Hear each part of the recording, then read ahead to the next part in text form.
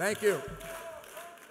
Thank you very much. That was a very, very beautiful introduction, and it was very moving for me to see the pictures, particularly of the early times with you, both here and in Paris, and with my hero, Mayram Rajavi.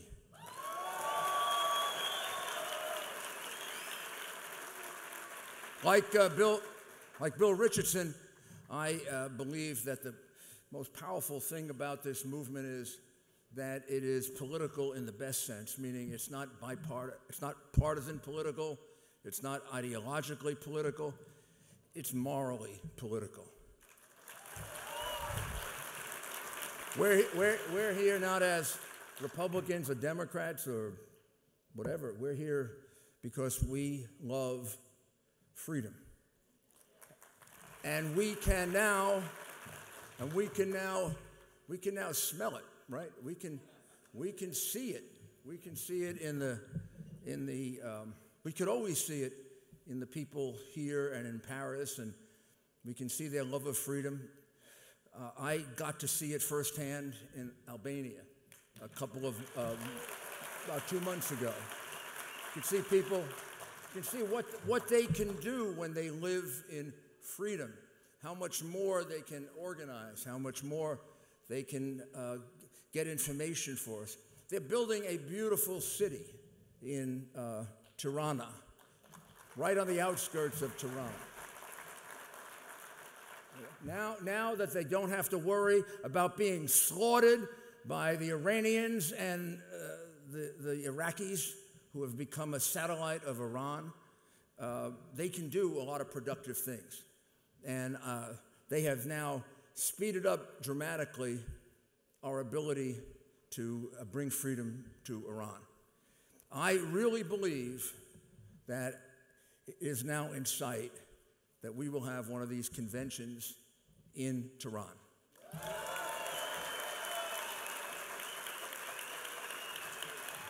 Let me say a word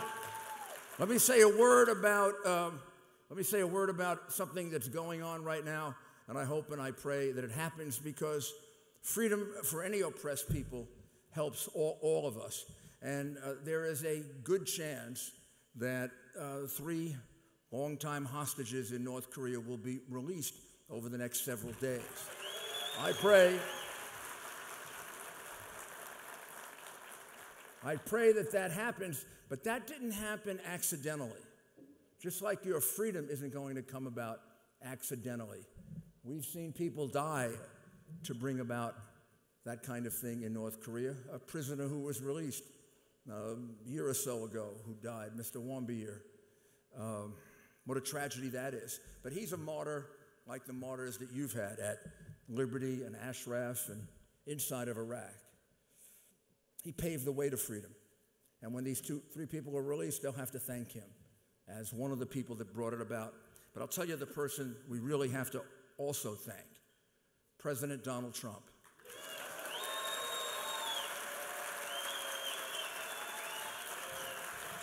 I don't know. I have the great honor of being his good friend for 30 years, and I also have the great honor of being his attorney in something that is totally unjustified. But I wonder how it is that he can accomplish this with the tremendous distractions that he faces every single day. It's really remarkable. And it comes about for the same reasons that you can and I can, because there's nothing that's more important than bringing freedom and liberating good people like the people of Iran.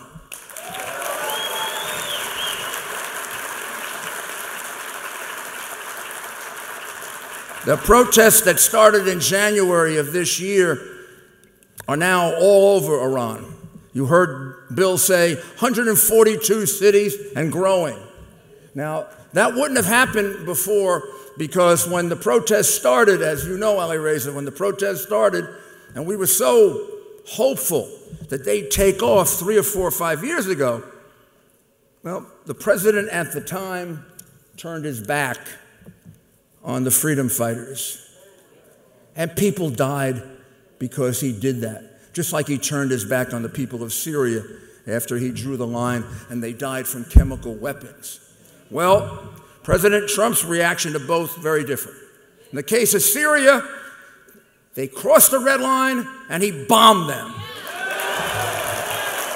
And the little cowards, and he had to stand up, not just to puny little Assad, but he had to stand up to Russia and Putin, and he did. And they went back into their little holes where they belong. They belong in little holes in the ground. That was made for them, without any food, because I don't think they eat. I don't like them very much. But what I'm really impressed with is how different it was when President Trump did not what President Obama did, turn his back, but did what my hero, President Reagan, did. He said to them, he didn't send troops, he didn't send arms, he didn't send airplanes. He just said a couple of simple words. We support their fight for freedom. That's what Ronald Reagan did in Poland. That's what Ronald Reagan did in Poland.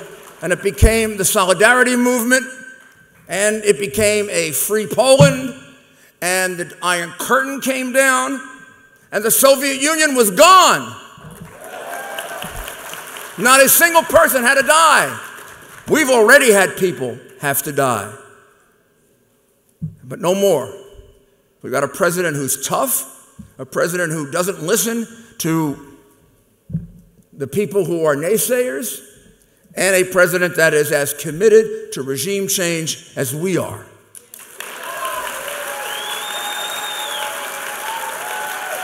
And with Secretary of State Pompeo now on his right hand and his National Security Advisor, John Bolton, you remember John Bolton, on his left side.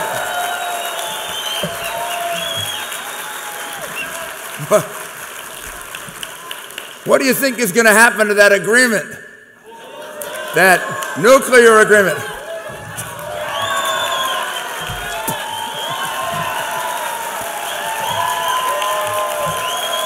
Yep.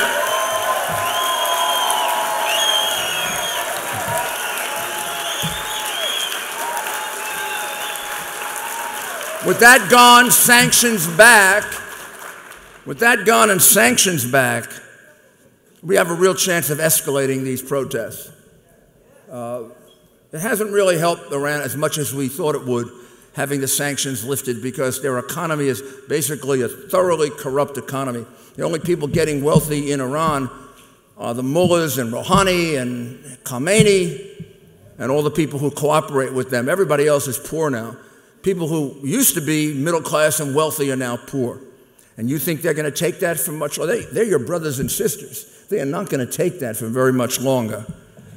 So my guess is this is going to happen faster than people think. And we have something very different here. Unlike what we had in some of the other countries like Egypt and Libya, we didn't know who was going to replace Mubarak, Gaddafi. You know, Mubarak wasn't bad at all, and Gaddafi had become neutered. He'd given up his weapons of mass destruction. He really was sent into a cave by Ronald Reagan when Reagan put bombs on his head. Not a bad thing to do with Assad, by the way. So we didn't know what we were going to get, and in both cases, terrible things happened. We ended up with a Muslim Brotherhood in Egypt. We ended up with chaos, Benghazi, thanks to Secretary of State Hillary Clinton. I have a hard time saying that word without several adjectives that I use to help elect President Trump, but I'm going to refrain from that because she did sign the document that acknowledged that we're not terrorists. Thanks, Hillary. From you, I don't even know if the document is worth the paper it's written on, but that's okay.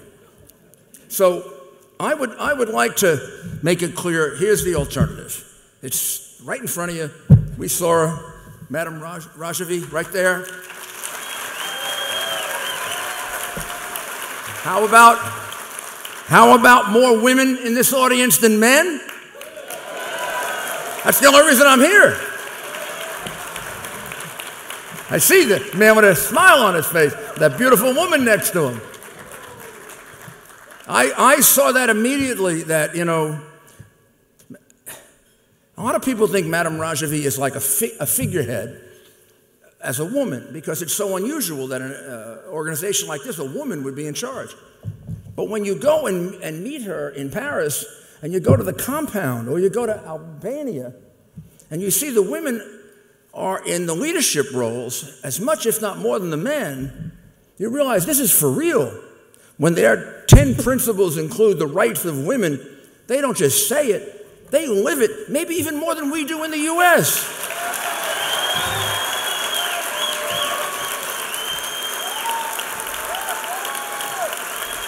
What a great example. What a great example for our allies like Saudi Arabia and the Emirates. What a great example for our enemies like Iran and some of the other countries where women are subjected to horrible things, close to slavery. What a wonderful thing for us as Americans to see the rights of women. And what a wonderful thing for fathers who have daughters and mothers who have daughters to see that even in Iran, women can go right to the very top and you know, be the best. A wonderful thing that you're bringing us. That's why I think when Mayram Rajavi comes here, the fact that she's a woman will mean so, so much.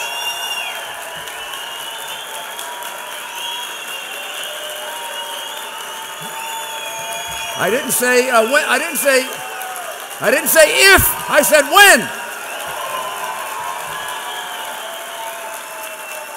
So let me summarize the biggest of the 10 principles, and then you can have a little entertainment. I'm going to dance, like I did in Albania, in Tirana.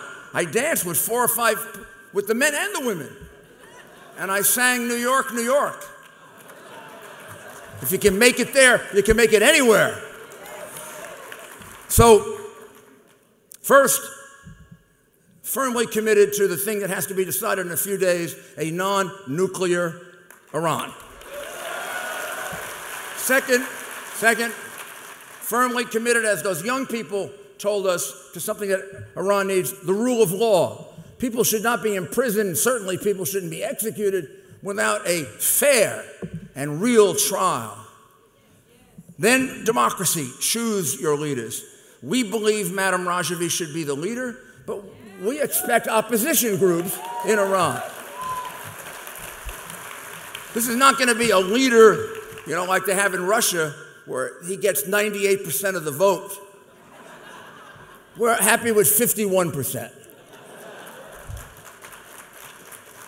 I did some of my best work with 48%. And then, most important, because it's so unusual, the rights of women to have the same roles as men. Dr. Ryan, who's going to speak after maybe 2 areas of entertainment, runs a hospital in New Hampshire, and she's one of the top executives in New Hampshire, and as you will see, she's a woman, and a mother and a grandmother. But she has a full-time, very important job as the head of a hospital, and she is working with us to make sure that the healthcare facilities at Tirana are as good as they were at Ashraf, and better. Because when I went there, I really thought we could help the people, and I say this in the most humble way, because of your great skill and your people. You can help the people of Albania, and we do owe them for taking us, and you can help them with health care. They need that level of expertise. They have some hospitals, the best hospital is an American hospital. Now that's good, but that's not right. It should be an Albanian hospital. And I think you can help them. And you can help them with dental care, and you can help them with child care.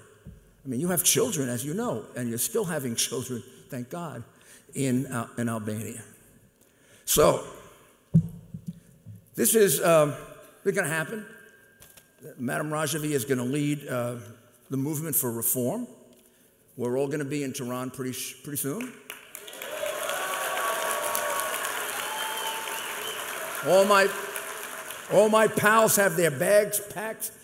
Senator Torricelli, Mike Mukasey, you know, all the usual characters. They're all coming to Paris on June 30th.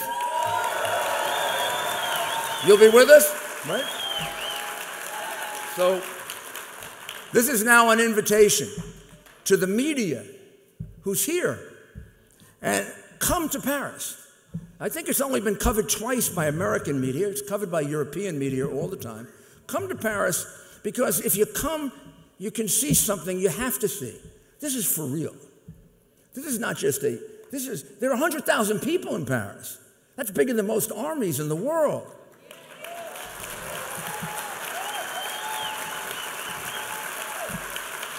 And it's an army of men and women and children. That army is going to be there 5 years from now, and 10, and 15, and 20. It's going to get bigger. So come to Paris. It shouldn't be hard to get you to come to Paris. And I want to conclude by saying one thing about the president of France, who is a good friend of the president of the United States, even though, like Elliot Richardson and me, their ideology differs somewhat. Earlier this year, when our protest movement started, Rouhani called President Macron, and he said to throw Mayram Rajavi out of the compound outside of Paris. President Macron said, no, no, no. President Macron then went one step further. He put out a transcript of the entire conversation, basically to say to Rouhani, go to you-know-where. You know, Christians, Jews, and Muslims can all go there, particularly the phony ones. And for that, I think we're going to feel very, very appreciative this year, more so than ever before. And I hope that he comes, because he would be enormously welcome there. And I know our other supporters will be there, and I want a lot of new people to come. And I want particularly the American media to come, because I challenge them to cover that and not realize we are really close. They will then be able to get footage of all these Iranians who are going to be the next government of Iran. So thank you very much, and God bless you.